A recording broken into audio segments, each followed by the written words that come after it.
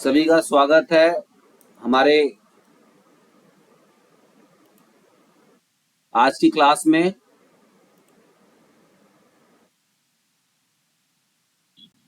Sir screen नहीं दिख रहा सर। हाँ, स्टार्ट कर रहे हैं। सभी को स्क्रीन दिख रही है प्रॉपर? यस सर, दिख रही है। ओके, आवाज साउंड क्लियर है सब? सब कुछ क्लियर है सर। ओके, शुरू करेंगे आज की क्लास। ठीक है,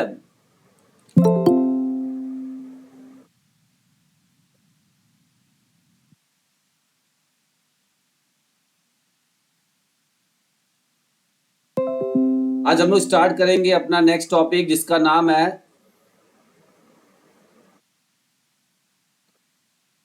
chapter number 9, organisation and administration in physical education. ठीक है, तो ये हम लोग आज की टॉपिक स्टार्ट करेंगे। क्या है ये देख लेते हैं इसको।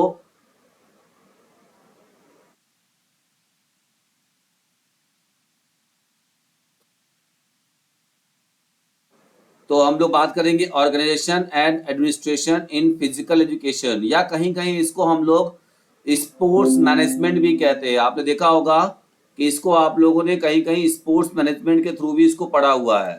ठीक है, तो देखिए हम लोग ये वाला पढ़ेंगे, meaning of organisation and administration क्या होता है, इसके एलिमेंट्स क्या होते हैं, लीडरशिप क्या होता है, रिक्रिएशन। यहाँ से भी बहुत सारे क्वेश्चंस आपने देखे होंगे। Camping, meaning, objective, teaching methods, teaching ads, lesson plan, line formation. ठीक है, सुपरविजन, टाइम टेबल, बजट। तो ये सब जो चीजें हैं आगे हम लोग बात करेंगे। इंट्रामुरल, एक्स्ट्रामुरल, टूर्नामेंट्स, ये सारी चीजें आपको यहाँ इस चैप्टर में मिलेंगी। ठीक है, इसको शुरू करने से पहले मैं आपको एक खुशखबरी बताना चाहता हूं कि जो मेरी बुक थी, बुक अभी आउट ऑफ स्टॉक चली गई है। ठीक है, मतलब जितने बुक प्रिंट हुई थी पहले 500 बुक प्रिंट हुई थी और ये पूरी 500 कॉपी बिक चुकी है एक महीने के अंदर। ओनली बहुत बहुत वन बधाई month. Sir. Congratulation sir. Thank you. तो अभी हमारा जो बुक का ऑर्डर होगा, किसी को भी लेना होगा तो अभी 4 डेज और वेट करना पड़ेगा। ठीक है, प्रिंटिंग में चली गई है, 4 दिन में आ जाएगी, बाइंडिंग वगैरह छप वगैरह के सब कर, तो 4 दिन और लगेगी। ठीक है, तो जिसको भी चाहिए आपके दोस्त या मित्रों को, जो लोग भी देख रहे हैं, ये पूरी बुक, ये पूरा चीज आपको मिलेगा उसमें। तो 4 दिन का वेट करना पड़ेगा। चलिए अब हम लोग शुरू करते हैं अपनी टॉपिक को, मीनिंग ऑफ ऑर्गेनाइजेशन। तो देखिए ऑर्गेनाइजेशन क्या होता है, जहां पर कई सारे लोग होते हैं और वह सारे लोग मिलकर किसी एक कॉमन गोल के लिए कार्य करते हैं, एक साथ एकजुट और कोऑपरेट करके एक कॉमन गोल के लिए कार्य करते हैं, कॉमन लक्ष्य को प्राप्त करने के लिए कार्य करते हैं। उसी को हम क्या कहते हैं? ऑर्गेनाइजेशन कहते हैं। ठीक है, देखिए जब व्यक्तियों का समूह किसी विशेष मुद्दों पर अपने विचारों का आदान प्रदान करने के लिए एक साथ उपस्थित होता है तो इसे हम क्या कहते हैं? संगठन कहते हैं। ठीक है, ये सिंपल सा मतलब है कि व्यक्तियों का बहुत सारा समूह क्या होता है? समूह इकट्ठा, व्यक्तियों का बहुत सारा, लोगों का एक समूह जब इकट्ठा होता है और एक जगह पर इकट्ठा होकर अपने विचारों का आदान प्रदान करता है तथा एक लक्ष्य की प्राप्ति के लिए साथ मिलकर कार्य करता है, तो यही आपका क्या हो जाता है? ऑर्गेनाइजेशन हो जाता है। आगे बात करेंगे डेफिनेशन ऑफ ऑर्गेनाइजेशन।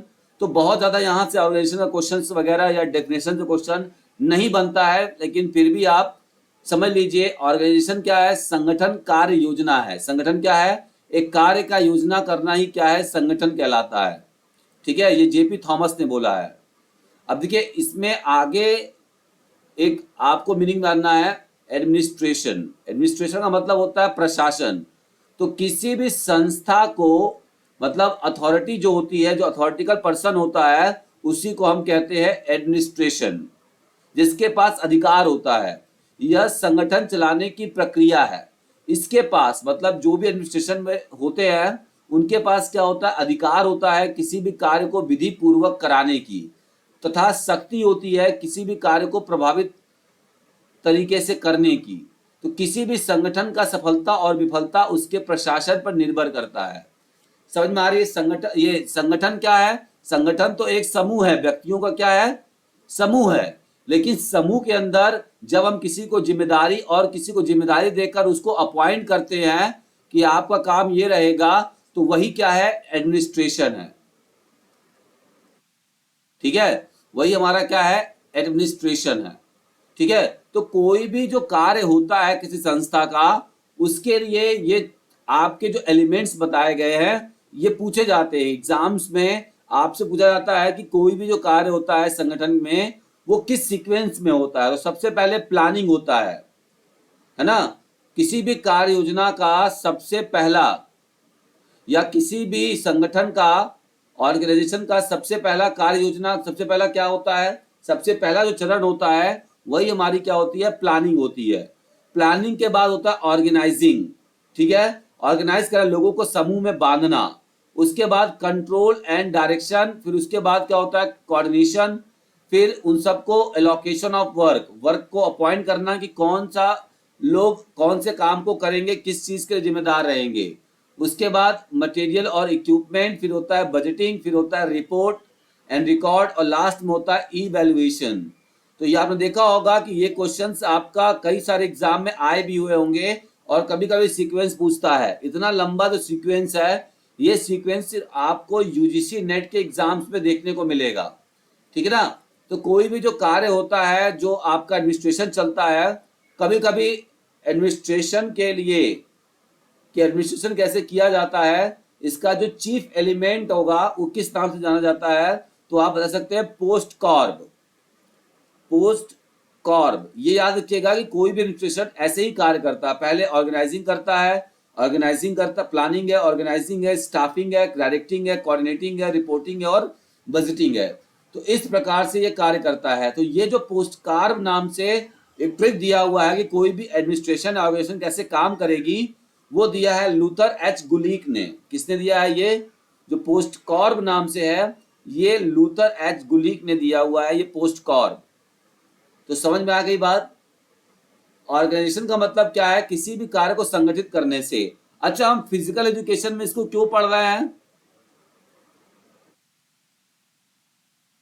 किसी भी गेम को कराने के लिए। कोई भी जो हमारा अच्छा। टूर्नामेंट होता है, कोई भी गेम का टूर्नामेंट वगैरह आप कराते, चाहे डिस्ट्रिक्ट करा रहे हो, चाहे कुछ भी करा रहे हो, तो वहां पे आपका संगठन लोगों को, सबसे पहले आपकी प्लानिंग चलेगी, है ना। उसके बाद आप ऑर्गेनाइज कैसे करोगे, इसकी सीक्वेंस होगा। फिर कैसे हम नियंत्रण रखेंगे, उस पर क्या करेंगे, ठीक है, ये सब चीजें। फिर आप लोगों को अपॉइंट करेंगे कि आप रिफ्रेशमेंट का काम देखिए। जैसे आप अपने स्कूल में अगर स्पोर्ट्स डे भी कराते होंगे, तो इन सब चीजों का पालन करते हो, कमेटी बनाते होंगे, तो यही संगठन है यहाँ पर। इसीलिए हम फिजिकल एजुकेशन में मैनेजमेंट को पढ़ रहे हैं, इसको स्पोर्ट्स मैनेजमेंट कहते हैं, ठीक है। आपको बता दूं कि अभी इस समय एमबीए इन स्पोर्ट्स भी हो रहा है, एमबीए इन स्पोर्ट्स मैनेजमेंट, ठीक है। तो स्पोर्ट्स मैनेजमेंट से आप एमबीए भी कर सकते हैं, और भी बहुत सारी चीजें इसके अंतर्गत आती है। लेकिन एक संस्था को कैसे चलाना है, ये चीज सीखा जाता है। आगे जो हमारा टर्म्स आता है, that is leadership in sports. Sports में लीडरशिप का सबसे ज्यादा इंपॉर्टेंट रोल होता है, क्योंकि वो कैप्टन ही होता है जो पूरे टीम को लेकर चलता है और जीत की राह पर चलाता है। पॉसिबल है कि नहीं? बिना कैप्टन के, बिना किसी दिशा निर्देश के हमारी टीम क्या होती है, इधर उधर भटकने लगती है। तो बिना किसी गाइडेंस के, कहां पर, ग्राउंड पे, वो लीडरशिप के पॉसिबल ही नहीं होता है। तो आइए जानते हैं लीडरशिप क्या है।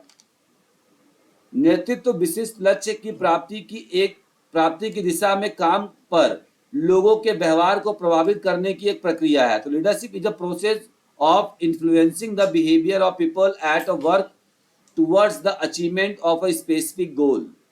किसी भी स्पेसिफिक गोल को प्राप्त करने के लिए, ठीक है, लोगों को प्रभावित करा के उनसे काम कराना, उनसे साथ लेना, यही हमारा क्या होता है, लीडरशिप होता है। A leader is a person, leader वो पर्सन होता है जो दूसरों को प्रभावित करता है। क्या करता है? Influences other people on the strength of his qualities and talents and inspires people to cooperate with each other to achieve some objective।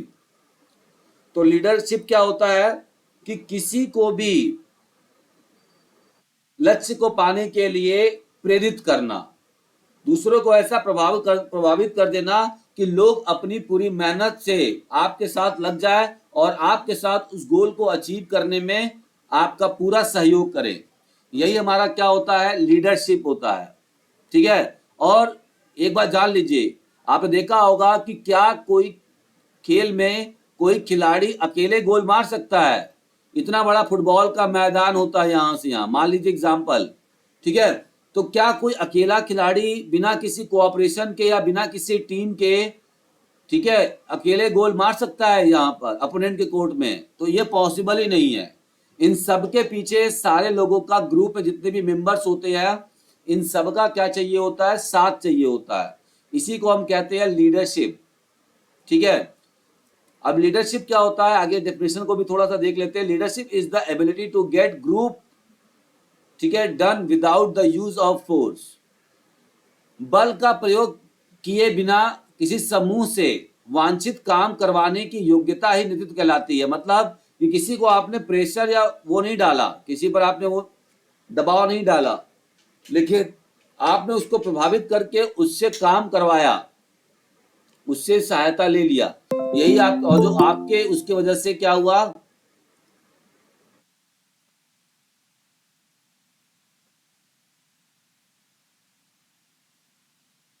तो यही हमारा क्या होता है? लीडरशिप होता है। मैं बताता हूं कि आपको फिजिकल एजुकेशन में जो भी क्लासेस और भी हैं, लीडरशिप, ये जो टॉपिक मैं पढ़ा रहा हूं ना, एक एक टॉपिक, इतना टॉपिक आपको किसी भी जगह पे नहीं मिलेगा, ठीक है। अब आगे बात कर लेते हैं, थोड़ा समझ लीजिएगा।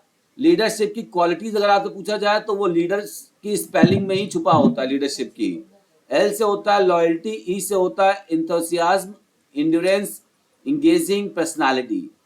ए का मतलब होता है अलर्टनेस, एडजस्टमेंट करने वाला होना चाहिए। डी मतलब होता है डिसिप्लिन होना चाहिए, ड्यूटीफुलनेस होना चाहिए, अनुशासन और कर्तव्य निष्ठा। E for energetic, R for reliability and right thinking, अच्छा सोचने वाला होना चाहिए। एस फॉर सिंसियरिटी, सिंपैथी और सेल्फ कंट्रोल वाला होना चाहिए। एच पर होता है हेल्दी, ऑनेस्टी एंड ह्यूमर होना चाहिए। आई पर होता है इंटेलिजेंस, इम्पार्शियलिटी की क्वालिटी उसके अंदर होना चाहिए। और पी मतलब होता है पेशेंस और प्रिजर्वेंस होना चाहिए। तो देखिए लीडरशिप की क्वालिटी उसके लीडरशिप से ही मैंने आपको बता दिया। अब होता है रोल ऑफ लीडर। आप सब लोग जानते होंगे कि लीडर का रोल क्या होता है, ठीक है। अब यहां से जो क्वेश्चन पूछा जाता है, मैं आपको बता दूं एग्जाम में, ठीक है, वो पूछाता है लीडरशिप स्टाइल और types of leadership style. Leadership style और टाइप ऑफ लीडरशिप स्टाइल्स, यहां से पूछा जाता है क्वेश्चन सबसे ज्यादा। नेता के गुण कैसा होना चाहिए ना, ये क्वेश्चन भी पूछा जाता है। अब आप समझिए ध्यान से, जो टाइप्स ऑफ लीडरशिप होता है, यानी कि नेतृत्व करने के 3-4 तरीके होते हैं। सबसे पहला तरीका होता है ऑटोक्रेटिक मैनेजमेंट। ऑटोक्रेटिक लीडरशिप का मतलब क्या होता है कि इसमें एक बॉस होता है, वह समूह में सभी लोगों की बात नहीं सुनता है, वो अकेले जिम्मेदारी लेता है और अकेले ही सबको ऑर्डर देता है और अकेले ही सारा कार्य करवाता है। सिर्फ ऑर्डर देगा, किसी की सलाह नहीं देगा ये। तो ऑटोक्रेटिक मैनेजमेंट आपने सुना होगा। ये कैसा होता है ऑटोक्रेटिक मैनेजमेंट? जैसे पहले के जो राजा महाराजा लोग होते थे, वो ऑटोक्रेटिक मतलब जो भी वो नियम निकाल दिए वो सभी प्रजा को मानना है ना। तो इसे हम कहते थे ऑटोक्रेटिक मैनेजमेंट। बहुत ही कड़ाई से इसका पालन करवाया जाता है।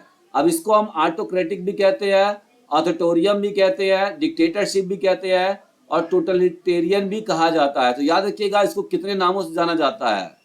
तो अगर पूछा जाएगा कि वह कौन सी लीडरशिप स्टाइल है, देखिए क्वेश्चन कैसे बनेगा, मैं क्वेश्चन भी आपको यहीं से बना के दिखा रहा हूं। विच type of leadership style the leader makes decision without taking input from anyone. ठीक है, अब आपके सामने ऑप्शन ए आ गया, ऑप्शन बी आ गया, ऑप्शन सी आ गया, ऑप्शन डी आ गया। और आपने कभी भी इसके यहां से क्वेश्चन पढ़ा है? किसी ने ऐसा क्वेश्चन आया है कि ये कौन सा लीडरशिप कहलाएगा?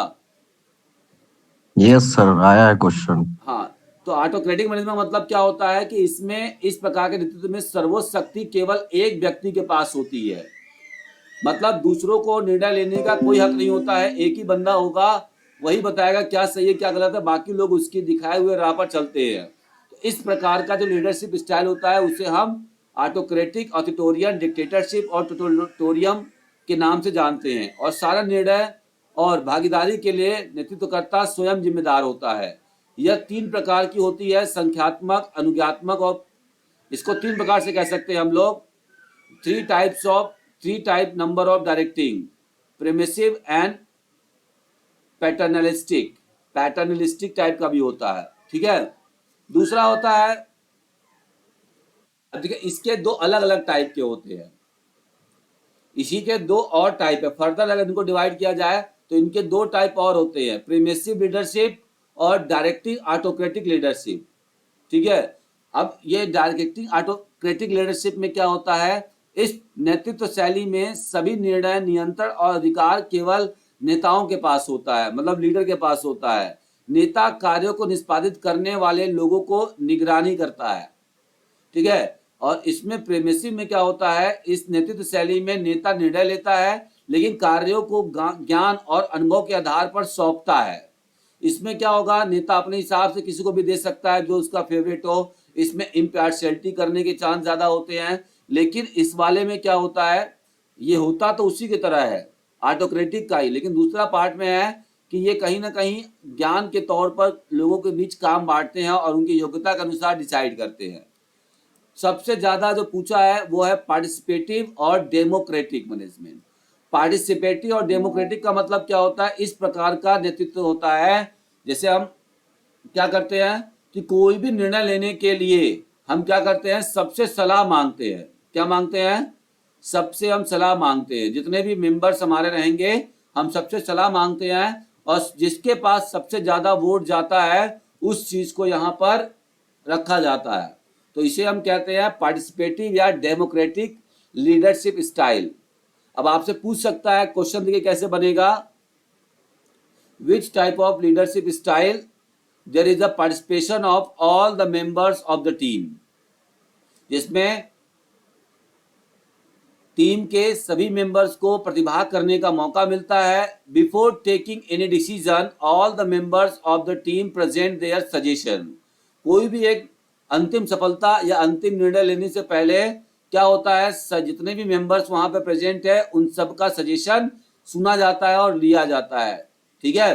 तो एक प्रकार का तो पहले के जो राजा महाराजा होते थे वो ऑटोक्रेटिक मैनेजमेंट होता था, है ना, कि राजा का लड़का ही राजा बनेगा, पहले ऐसा नियम था। अभी क्या उनसे जमाना चल रहा है, डेमोक्रेटिक चल रहा है। इसमें हमें क्या है कि अपना नेता चुनने का हक है, तो हम लोग वोट करते हैं, ठीक है।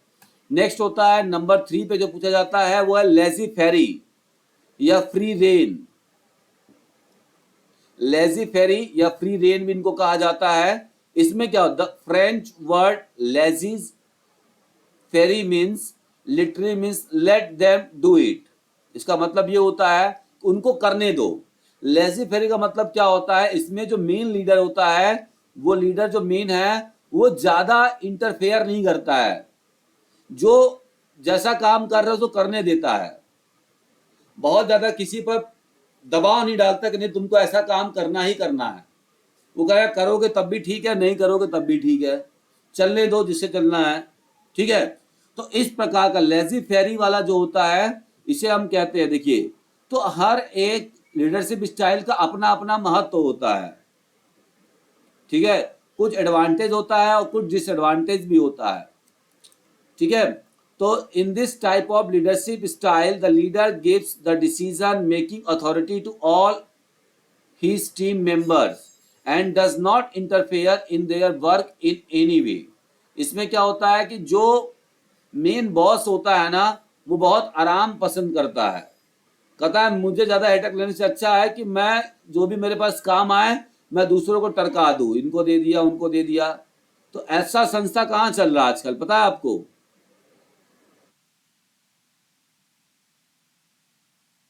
ऊपर वाला जो है, देखिए आप समझिएगा, स्कूल में अगर जॉब करते होंगे तो ऊपर वाला जो है ये आपका जो प्राइवेट स्कूल होता है वहां का मैनेजमेंट ये वाला लीडरशिप अपनाता है, लीडरशिप स्टाइल जो ऑटोक्रेटिक होता है, ठीक है।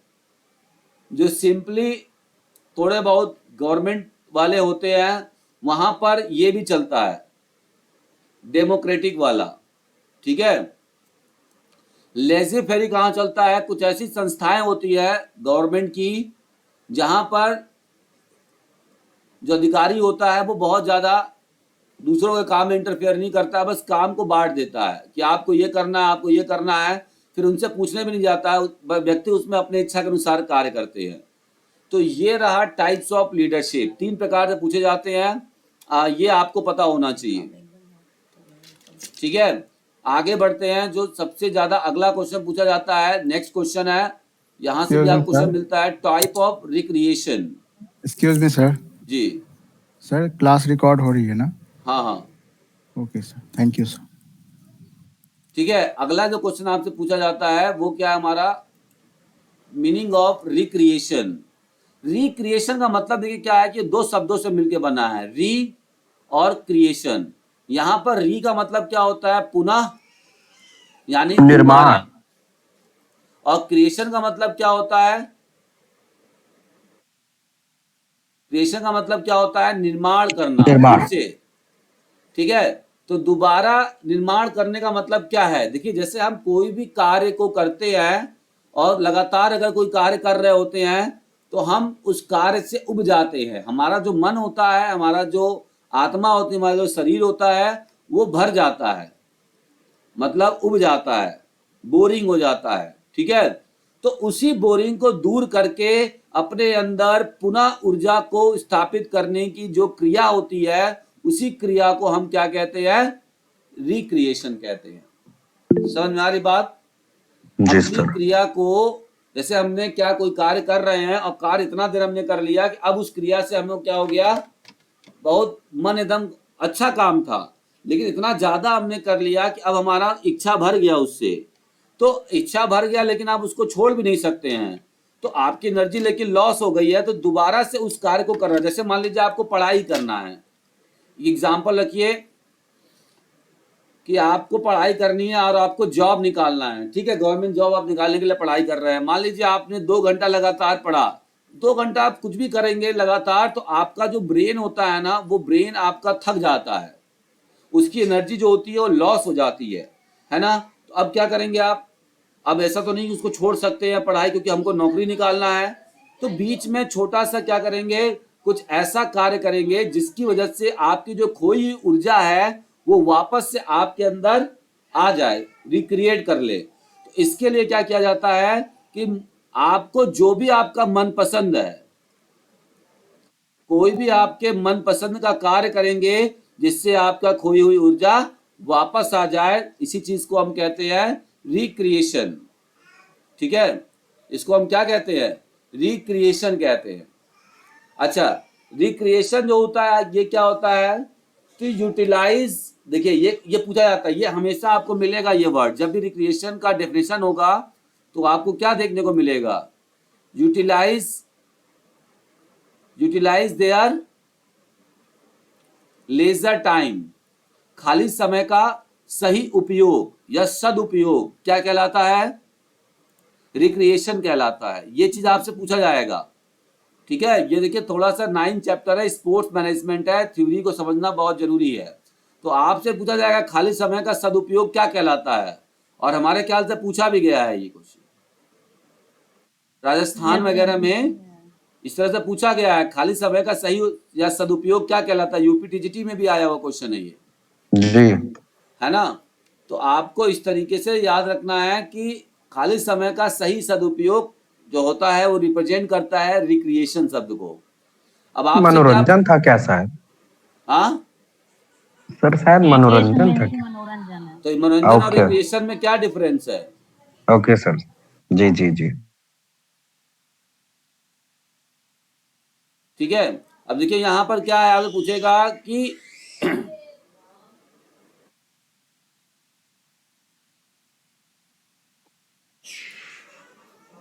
अब देखिए अगला हम लोग बात करेंगे, जो रिक्रिएशन होता है ना, रिक्रिएशन को भी अलग अलग कैटेगरीज में अलग अलग हिसाब से बांटा जाता है, ठीक है। एक बार ये पूछा गया था, ये अकॉर्डिंग टू एडगन के द्वारा पूछा गया है। ये क्वेश्चन जो है मैं आपको बता दूं कि ये जो है, ये वाला चीज बता रहा हूं, ये क्वेश्चन आपका EMRS और DSSB, KVS, नवोदय, इन 4 जगहों पर यहां से क्वेश्चन पूछा जाएगा अगर डी पे गया क्वेश्चन, तो कि जो रिक्रिएशन बताया गया है एडगन का रिक्रिएशन बताया गया एडगन के द्वारा, उसमें 4 ग्रुप में जो रिक्रिएशन को बांटा गया है वो किस किस श्रेणी में बांटा गया है। तो सबसे पहला होता है डूइंग थिंग्स, मतलब एक हम मनोरंजन करते हैं कुछ करके,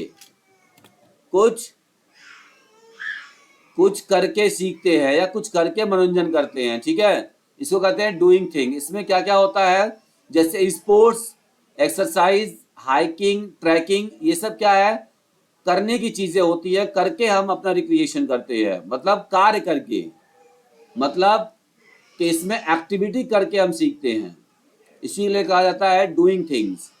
मेकिंग थिंग्स, देखिए थोड़ा सा आपको ना ये क्लास इसलिए बोरियस लगेगा कि ये जो टॉपिक है ये टॉपिक बहुत कम लोग पढ़ना चाहते हैं, लेकिन जब यहाँ से क्वेश्चंस आते हैं ना तो उस समय हमें लॉजिक और तर्क लगाना होता है जो बाद में बहुत दिक्कत करता है। इसीलिए मैं आपको जो पढ़ा रहा हूँ और जो मेरी किताब में है वो सारे टॉपिक से संबंधित है, ठीक है, तो इसको जरूर आप लोग याद रखिएगा, बहुत ज्यादा ही जरूरी है। 1 मिनट के लिए थोड़ा सा रेस्ट लूंगा।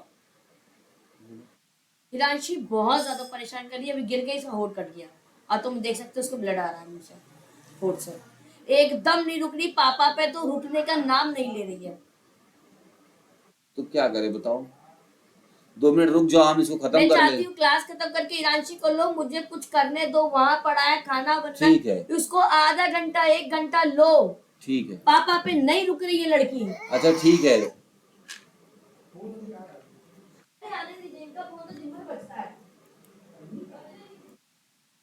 ठीक है, तो ये चीजें आप थोड़ा समझ लीजिएगा। मेकिंग थिंग्स यानी कि कुछ बनाकर हम लोग रिक्रिएशन करते हैं। इसमें क्या होता है, इसमें अपने हॉबीज जैसे होती है, कुछ लोगों की टॉय मेकिंग होता है, क्ले का क्राफ्ट होता है, तो ये सब चीजें इसके अंदर आती है। एक्वायरिंग थिंग्स, खाली समय में हम लोग मनोरंजन करने के लिए कुछ सीखते हैं, जैसे कलेक्टिंग स्टैम्प्स, क्वाइंस, पेंटिंग, ये सारे क्वेश्चंस आपके यूजीसी नेट वाले हैं, वहां पर इससे बहुत सारे क्वेश्चंस भर भर के पूछे जाते हैं, ठीक है। अभी हम ये बात सर करेंगे नेक्स्ट। टीजीटी में आया था, जी ये सर यूपी टीजीटी में एक क्वेश्चन आया था यहाँ से, हाँ, ये लोगों को मुक्त समय का स्क्रीन नहीं रचनात्मक दिख रही है। उपयोग करने के लिए प्रशिक्षित करना क्या कहलाता है? अच्छा स्क्रीन नहीं दिख रही है, एक बार लॉग इन जी। लॉग आउट करके लॉग इन करिए। और किसी को समस्या हो रही है? नहीं सर, दिख रही है मैम का नेटवर्क प्रॉब्लम।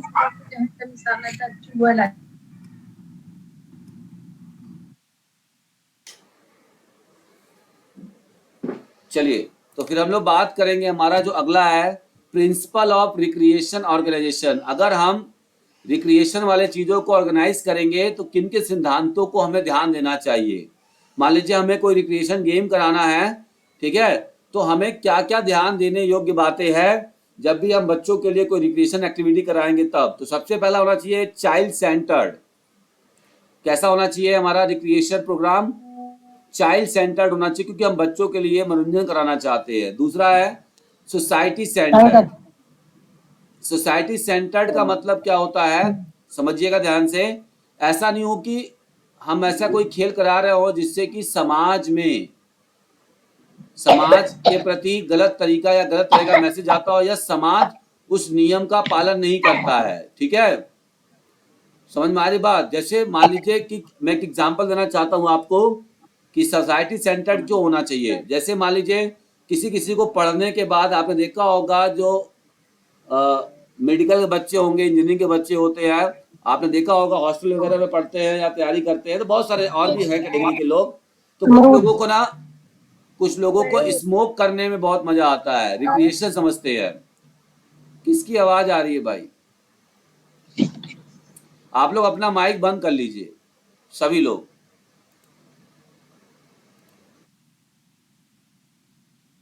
देखिए मैं बताना चाह रहा था यहाँ से कि सोसाइटी सेंटर्ड का मतलब क्या है। जो रिक्रिएशन प्रोग्राम होना चाहिए उसमें आप इस बात का ध्यान देंगे, जैसे मैंने बोला ना कि कुछ होते हैं पढ़ने, कुछ लोगों को स्मोक करने में बहुत मजा आता है, उनको रिक्रिएशन लगता है, उनको लगता है माइंड फ्रेश हो गया, फिर दोबारा जाके फिर पढ़ सकते हैं। कुछ लोगों को नशा करके पढ़ने में मजा आता है, तो ये चीजों को अलाउ नहीं करती सोसाइटी। तो रिक्रिएशन में हम उसको नहीं मानते हैं जो समाज के खिलाफ या समाज के नियम या कानून के खिलाफ जाता हो, उसको हिस्सा नहीं लेंगे हम लोग।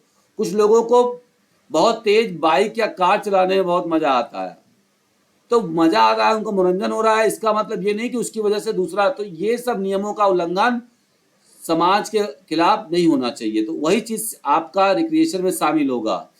नेक्स्ट है डेमोक्रेटिक प्रिंसिपल। देखिए कोई भी रिक्रिएशन एक्टिविटी जो होना चाहिए या स्पोर्ट्स की कोई एक्टिविटी जो होती है वो डेमोक्रेटिक होनी चाहिए, मतलब सबके जैसा सब लोग कहेंगे वैसा खेल होता है, वैसा होना चाहिए, है ना, किसी एक के मन से कार्य नहीं होना चाहिए। नेक्स्ट होता है principle of maximum utilisation of available resources. जब हम रिक्रिएशन कराते हैं तो जो हमारे पास मौजूद है उसी में से कुछ ना कुछ निकाल के हमें सीखना चाहिए। ऐसा नहीं कि नहीं है तो नया चीज खरीदना चाहिए, ऐसा नहीं है। प्रिंसिपल ऑफ फ्लेक्सिबिलिटी, रिक्रिएशन में जो रूल्स होते हैं वो हमको अपने हिसाब से मॉडिफाई कर लेना चाहिए, फ्लेक्सिबल होना चाहिए। तो यही आपका मेन है ऑब्जेक्टिव एम ऑफ रिक्रिएशन। क्या होता है आपका कि लोगों को एक रचनात्मक तरीके से अपने खाली समय का सदुपयोग करने के लिए शिक्षित करना ही क्या कहलाता है, मनोरंजन का लक्ष्य होता है। तो मनोरंजन का लक्ष्य क्या होता है कि सही रचनात्मक तरीके से, कुछ मतलब क्रिएटिव तरीके से कुछ क्रिएशन करके, कुछ नया क्रिएशन करते हुए, कुछ एक्टिविटी करते हुए अपनी खोई ऊर्जा को प्राप्त करना, पुनः प्राप्त करना ही मनोरंजन कहलाता है। ठीक है, अब आइए बात करते हैं क्लासिफिकेशन ऑफ रिक्रिएशन। अब जो रिक्रिएशन होता है उसको हम अलग अलग बेसिस पर अलग तरीके से क्लासिफाइड कर सकते हैं। सबसे पहला होता है on the basis of place. अगर हम स्थान के हिसाब से देखें तो रिक्रिएशन दो प्रकार का होता है, एक होता है इंडोर रिक्रिएशन और एक होता है आउटडोर रिक्रिएशन। ठीक है, यानी कि चार दीवारी के अंदर कोई हम लोग एक्टिविटी करके अपना मनोरंजन करते हैं या कुछ ऐसा करके मनोरंजन करते हैं तो वो क्या कहलाएगा, इंडोर कहलाएगा। और जब चार दीवारी के बाहर करते हैं तो वो क्या कहलाएगा, आउटडोर कहलाएगा। ठीक है, अब है on the basis of action. अब जो हम एक्शन कर रहे हैं वो किस प्रकार का एक्शन है, उसके हिसाब से भी दो प्रकार के रिक्रिएशन होता है, एक होता है एक्टिव और एक होता है पैसिव रिक्रिएशन। अब एक्टिव और पैसिव का मतलब क्या होता है आप समझिएगा ध्यान से। रिक्रिएशन करने के लिए मतलब हम क्या कर रहे हैं, हम खुद इन्वॉल्व हो रहे हैं। रिक्रिएशन करने के लिए उस एक्टिविटी को हम खुद इन्वॉल्व हो रहे हैं, जैसे दौड़ लगाना, ठीक है, जैसे कोई गेम खेलना, ये सब क्या कहलाएगा, गेम खेलना। ठीक है, ये आपका क्या हो गया, एक्टिव रिक्रिएशन हो गया। पैसिव में क्या आ जाएगा, जैसे लिसनिंग म्यूजिक, कोई गाना सुन रहे हैं तो क्या गाना सुनने में क्या हम खुद से कर रहे हैं, वो तो हमें कोई सुना रहा है ना, तो वहां पे हमारा क्या है, वहां पे हमारा क्या हो रहा है, जैसे लिसनिंग म्यूजिक, वॉचिंग टीवी, मालिस आल्सो। ठीक है, वॉचिंग टीवी, ठीक है, ये सब चीजें क्या है, ये आपका पैसिव रिक्रिएशन है। समझ में आ रहा है, कोई दिक्कत है तो बताइए, इसमें समझाएं। आ रहा है सर। किसी को कोई दिक्कत समझ में आ रहा है तो पूछ ले इसमें। सर स्क्रीन बड़ी नहीं हो रही है। स्क्रीन क्यों नहीं बड़ी हो रही है, जूम करिए उसको आप। या है सर, नहीं हो रही। अच्छा एक मिनट, सर होगा लॉक ओरिएंटेशन वाला बंद करने पे।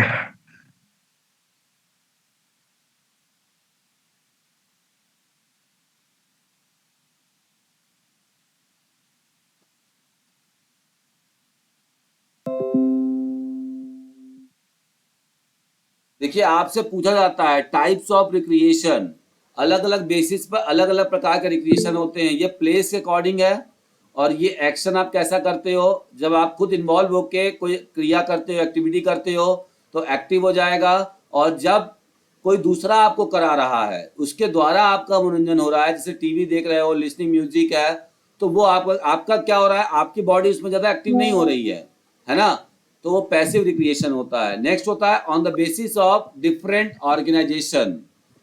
अगर अलग अलग संस्थाओं की बात करें, अलग अलग जगहों की बात करें तो उसके हिसाब से भी अलग अलग रिक्रिएशन होता है। एक होता है कम्युनिटी रिक्रिएशन, जैसे गांव में जो समुदाय, जैसे मान लीजिए एक सोसाइटी है और सोसाइटी वालों ने जागरण का, सोसाइटी वालों जहां पर रहते हैं जागरण की वो किया हुआ है, ऑर्गेनाइज किया हुआ है, जागरण किया हुआ है, या किसी जादूगर को बुलाया हुआ है, तो ये सोसाइटी में रहकर जब वहां के लोगों के बीच मनोरंजन का कोई चीज कराया जाए तो वो क्या कहलाता है? कम्युनिटी मनोरंजन कहलाता है, सामुदायिक मनोरंजन। समुदाय में यानी जिस सोसाइटी में आप रहते हो।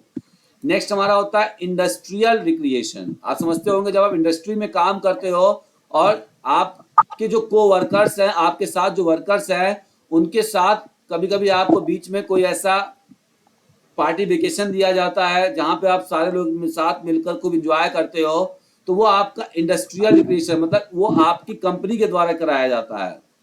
एक होता है थेरेपेटिक रिक्रिएशन। ये आपका जो थेरेपेटिक रिक्रिएशन होता है ये हॉस्पिटल्स में कराए जाते हैं आपको ठीक करने के लिए, क्योंकि आप बहुत ज्यादा स्ट्रेस से या बहुत चोट आपको लग गई है तो आप बहुत होपलेस हो गए हो, तो ये होता है थेरेपेटिक रिक्रिएशन। एक होता है इंस्टीट्यूशनल रिक्रिएशन। ये स्कूल वगैरह, कोचिंग वगैरह और कॉलेजेस वगैरह में कराए जाते हैं। कोई इंस्टीट्यूट है वो, वहां पे लड़कों के बीच में आपस में इंट्रामुरल प्रतियोगिता कराई गई या उनके बीच और कोई मनोरंजन का चीज करवाया गया। कभी हम लोग क्या ले गए, कैंप ले गए, या कभी हम लोग पिकनिक मना रहे हैं साथ में, तो इसे हम क्या कहेंगे। लेकिन वहां पे कौन लोग साथ है ये डिपेंड करता है कि लोग कैसे है, तो उसे हम इंस्टीट्यूशनल रिक्रिएशन कहेंगे। एक होता है फैमिली रिक्रिएशन। जब आप फैमिली के साथ जाते हो वेकेशन पर, मेला देखने, घूमने फिरने, है ना, या सिनेमा हॉल में जाते हो, पिक्चर देखने, मूवी देखने जाते हो, तो ये क्या कहलाएगा? आपका फैमिली रिक्रिएशन कहलाएगा। या पिकनिक पे जाते हो तो फैमिली के साथ, अगर ये डिपेंड करता है कि हमारे साथ मेंबर कौन से हैं, तो जिस प्रकार के मेंबर्स होंगे आपके साथ, है ना, जहां के मेंबर्स आपके साथ होंगे वो उस प्रकार का रिक्रिएशन कहलाता है। तो ये ऑर्गेनाइजेशन के हिसाब से अलग अलग होता है। और एक होता है कमर्शियल रिक्रिएशन। कमर्शियल क्या होता है? ये प्योरली क्या होते हैं, इनको पेड करना होता है, ये पेड होते हैं प्योरली। जैसे सर्कस, है ना, और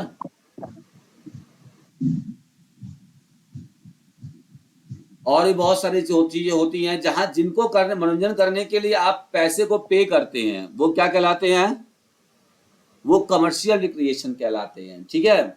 इनके अलावा आपसे बता दूं आगे, on the basis of different agency. Agency मतलब कैसे, कौन कौन सी हमारे एजेंसीज हैं जिनके अलग अलग तरीके से मनोरंजन के जिम्मेदार होते हैं। तो कुछ गवर्नमेंट एजेंसीज होती है, कुछ वॉलंटरी एजेंसी और सेमी गवर्नमेंट एजेंसी होती है। एक बार एक क्वेश्चन पूछा गया है, ठीक है। अब वॉलंटरी और सेमी गवर्नमेंट कौन कौन से होते हैं? तो NSS, स्काउट गाइड, ये आपका सेमी गवर्नमेंट होता है। ठीक है। पूरी तरह से गवर्नमेंट एजेंसी कौन सी होती है? स्टेट गवर्नमेंट एजेंसी अलग होती है, प्राइवेट और कमर्शियल एजेंसी अलग होती है जो आपको मनोरंजन कराते हैं। आपका घर अलग होता है और एक एजेंसी आपके गांव की होती है, ठीक है, जो वहां के लोगों का रिक्रिएशन कराती है। तो देखिए मैंने इतने टाइप के रिक्रिएशन बता दिए। अब आप अपने ईमानदारी से बताइएगा कि क्या आज तक आपने इसके अलावा किसी और रिक्रिएशन के टाइप के बारे में सुना है? नहीं सर। तो देखिए कितना क्लेरिफाई कर दिया मैंने इनके टाइप्स को क्लासिफाइड करके कि किसके अंदर कौन सा हम कहेंगे। आपके मन में कभी कभी विचार आता होगा कि यार आउटडोर भी होता है, इंडोर भी होता है, एक्टिव भी होता है, पैसिव भी होता है, मतलब कितने टाइप के रिक्रिएशन है, कितने टाइप के। कमर्शियल भी कहीं पढ़ते हैं, कहीं मेडिकल भी पढ़ते हैं, मतलब कहीं वो पढ़ रहे हैं, कहीं इधर पढ़ रहे हैं। अरे भाई होते कितने प्रकार के, ये बताइए। कभी ये पूछा जाता है तो कैसे दिमाग लगाएंगे।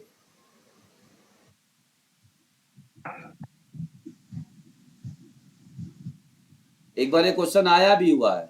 मे बी सर 4 है क्या? ठीक है, एक बार ये क्वेश्चन आया हुआ है। देखिए अब वो डिपेंड, देखिए कैसे करेगा, ऑप्शन कैसे देगा मैं बता दूं आपको। उसमें क्योंकि बेसिस नहीं लिखा होगा, खाली वो पूछेगा how many types of recreation. Sir 2 type. अब देखिए how many types of recreation, option number A, option number B, option number C, both A and B, ठीक है। Option number D, none of these. ऐसे question पूछेगा तो इसमें option आपका सी सही होगा। दोनों ही होते हैं, लेकिन वहां पे सिर्फ हाउ मेनी टाइप्स पूछा है, बेसिस अलग अलग नहीं पूछा है। और अगर मान लीजिए ए बी और सी यहां से पूछ दिया, डी बोल दिया, तो ऐसे नहीं पूछेगा। तो मेनली आप बता सकते हैं कि 4 प्रकार के होते हैं, जैसे ऐसे मेनली पूछा जाए ऑन द अलग अलग बेसिस पर, ठीक है। या पूछेगा इनमें से कौन सा मनोरंजन का टाइप नहीं है, which of the following is not a type of recreation, इनमें से कौन सा रिक्रिएशन का टाइप नहीं है। देखिए क्वेश्चन ऐसे ही बनेगा। तो रिक्रिएशन वाले टॉपिक पर बहुत कम लोग ध्यान देते हैं और एग्जाम में कभी कभी गलतियां हो जाती है। देखिए मैंने यहाँ पर एक्सप्लेनेशन कर दिया है, आप इनको देख लीजिएगा।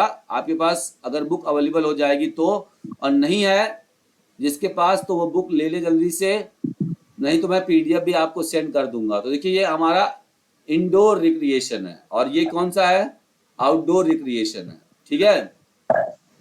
इसके बाद देखिए types of recreation on the basis of action. अब देखिए यहाँ पर एक्टिव रिक्रिएशन हो रहा है, ये बच्चा स्विमिंग खुद करके अपना मनोरंजन कर रहा है। लेकिन यहाँ पर पैसिव है, बच्चा देखिए टीवी देख रहा है, तो कुछ उसको करना नहीं है, उसका मनोरंजन हो रहा है, लेकिन मनोरंजन कराने वाला साधन कोई और है, तो ये पैसिव रिक्रिएशन हो जाएगा, ठीक है। इसके बाद गवर्नमेंट एजेंसीज होती हैं। अब गवर्नमेंट एजेंसी में क्या क्या आता है, जैसे संगीत कला अकेडमी, नाट्य प्रस्तुति वगैरह होता है, जो all India national recreation programme, national recreation organisation, national cultural centre, central advisory board of recreation, youth festival, जो ये सब सरकार के द्वारा ये सब चीजें कराई जाती है या संस्थाएं खोली गई हैं, ये सब क्या है, ये गवर्नमेंट एजेंसी है। ये पूछा जाता है कि इनमें से कौन सा गवर्नमेंट है कौन सा नहीं है, तो आपको पता होना चाहिए ये सारा, ठीक है।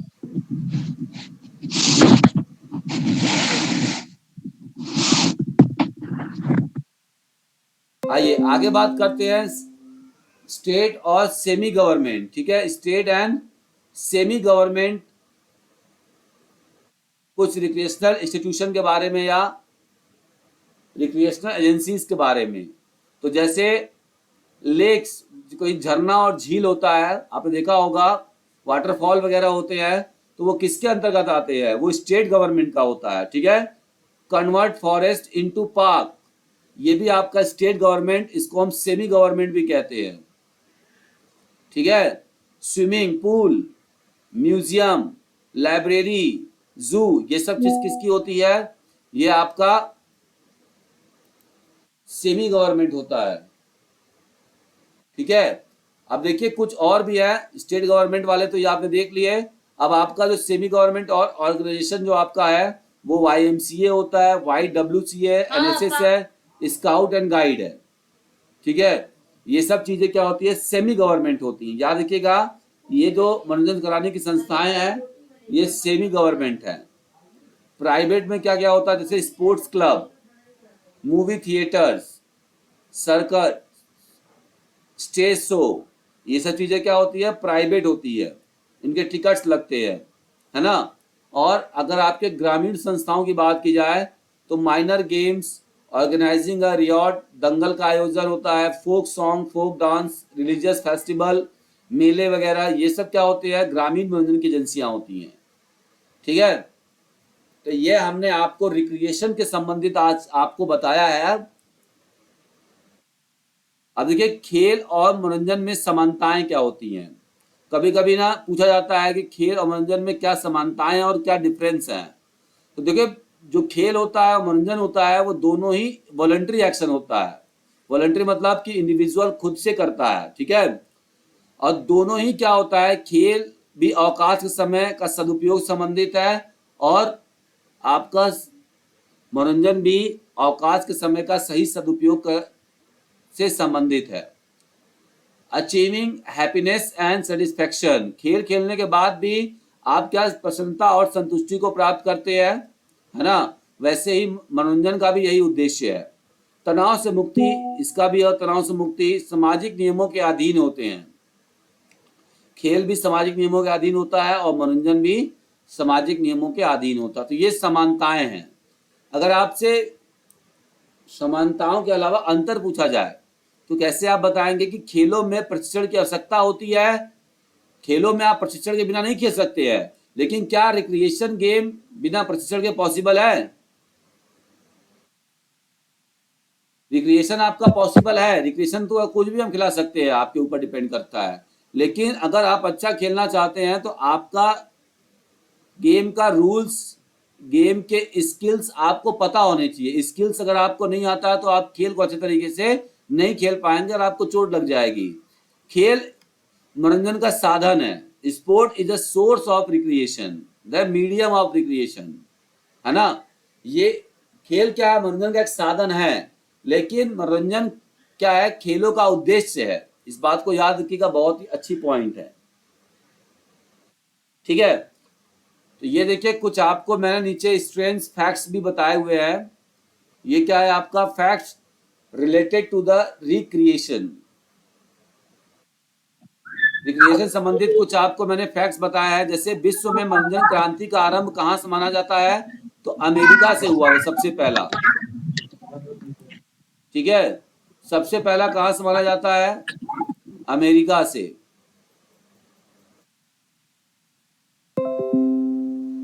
अच्छा, नेक्स्ट हमारा है, भारत में मनोरंजन क्रांति को आरंभ करने का श्रेय किसको जाता है? तो जीडी सोनी को जाता है। ये क्वेश्चन भी पूछा गया है।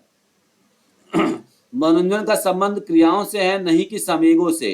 ये रामने ने बोला है। ये आपका क्वेश्चन एग्जाम में यूपी में आ चुका है, ठीक है। मनोरंजन गति का विषय है, ना कि भावुकता का। ये जोसेफ ली ने इसका दिया हुआ है डेफिनेशन। तो सामुदायिक मनोरंजन का परिचय, ये सब आपका जो बुक है, ये सब क्या है, ये सब आपको बता दिया गया है, ठीक है। तो आज के लिए इतना ही।